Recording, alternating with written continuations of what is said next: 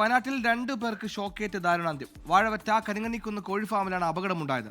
സഹോദരങ്ങളായ അനൂപ്, ഷിനു എന്നിവരാണ് മരിച്ചത്. സുജിത് അയ്യപ്പത്ത് വയനാട്ടിൽ നിന്ന് തയ്യാറാക്കിയ റിപ്പോർട്ടിൽ.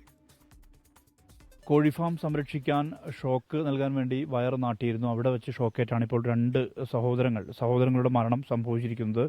ഇവർ കരിങ്കണ്ണിക്കുന്ന് എന്നാണ് ഈ പ്രദേശത്തിൻ്റെ പേര്. ഇവിടെയാണ് ഈ ദാരുണമായ സംഭവം ഉണ്ടായത്.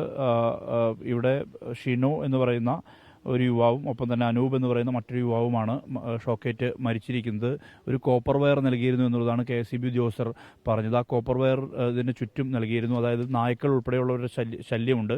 സ്വാഭാവികമായും അത് വലിയ രീതിയിൽ ബാധിക്കും. എന്തായാലും അതിൽ നിന്നും ഷോക്കേറ്റാണ് ഇങ്ങനെ മരിച്ച നിലയിൽ ഇന്ന് രാവിലെ കാണപ്പെട്ടത്. ഈ നാട്ടുകാർ തന്നെ നമ്മളോടൊപ്പം ചേരുകയാണ്. ഇന്ന് രാവിലെയാണ് ബോഡി കണ്ടത്. രാവിലെ ഇതിൻ്റെ ഉള്ളിൽ ആൾക്കാർ വീണ് കിടക്കുന്നതാണ് കണ്ടത്. ഷോക്കേറ്റ് കിടക്കുന്നതാണ് കണ്ടത്. പെട്ടെന്ന് തന്നെ ആൾക്കാർ വന്ന് ആശുപത്രിയിൽ എത്തിച്ചു. ഞങ്ങളൊക്കെ വരുന്നത് ഏതാണ്ട് 9 കൂടിയിട്ടാണ്. ഒരു പാവപ്പെട്ട വീട്ടിലെ പിള്ളേരാണ് 2 പേരും. ജീവിക്കാൻ വേണ്ടിയിട്ട് അവരൊരു തൊഴിലെടുത്തു.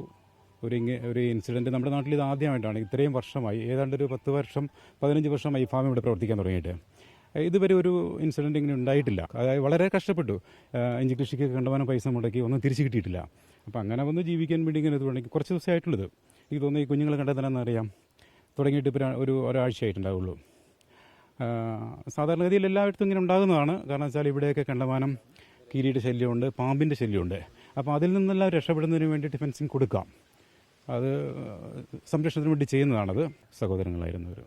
എന്തായാലും 2 പേർ ഷിനോയും അനൂപും സഹോദരങ്ങളാണ്.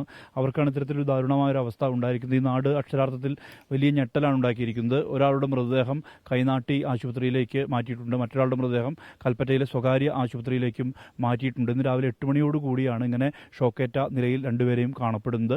അതിനുശേഷം ഇവിടെ നിന്നും കൊണ്ടുപോയി ആശുപത്രികളിൽ എത്തിച്ചാണ് മരണം സ്ഥിരീകരിച്ചിരിക്കുന്നത്. എന്തായാലും പോലീസ് അടക്കം ഇവിടെ വന്ന് പരിശോധന പൂർത്തിയാക്കിയിട്ടുണ്ട്. ഒപ്പം തന്നെ KSEB ഉദ്യോഗസ്ഥരും ഇവിടെ എത്തി പരിശോധന പൂർത്തിയാക്കിയിട്ടുണ്ട്. മനു ദാമോദരനൊപ്പം സുർജിത് അയ്യപ്പത്ത്, 24 വയനാട്.